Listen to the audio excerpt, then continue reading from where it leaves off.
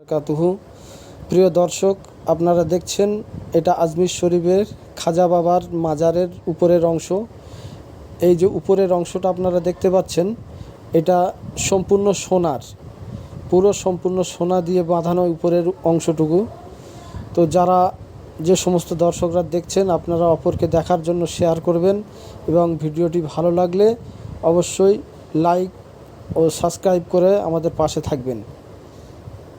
এটা হলো আজমির শরীফের পাশের অংশ, দরগার পাশের অংশ। এটা